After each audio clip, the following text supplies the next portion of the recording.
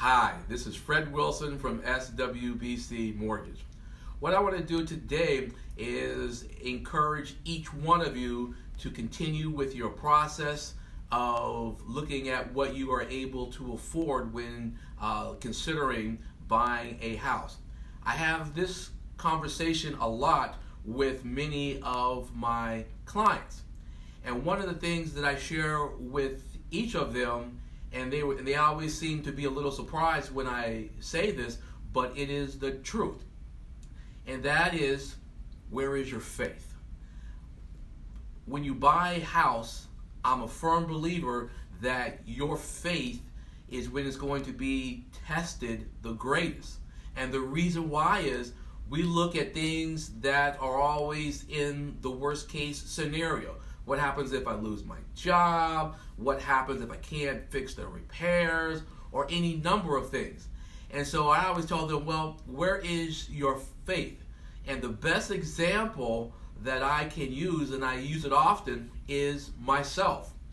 I purchased my first house in 1991. Yes, I know I am dating myself.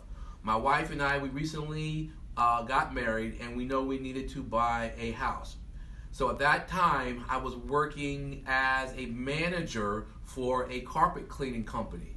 And we went and we found this brand new townhouse where the contract had fallen through, so it was all ready for us to go in and move in. We signed a contract, and we were submitting in the paperwork, and we were both very excited about moving into this brand new townhouse.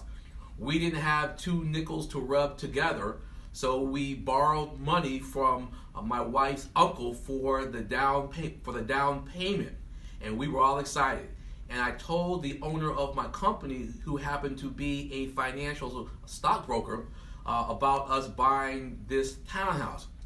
And he didn't think that I had enough money to qualify for the monthly payment.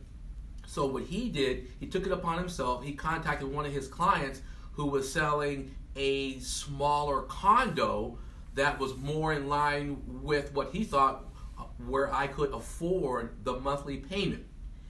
And I was a little down, so I told my agent, who happened to attend the same church that I did, and I shared the same information with her, and her name was Flora Curry, and she looked right at me and said, Fred, where is your faith? Where is it that God would put you in this position to buy a house and you not be able to afford it? So I thought about it, and I was like, she is correct. So we went and we bought the house, and we kept that house for over 20 years, and we never was late on one payment. And that is my encourage to everyone.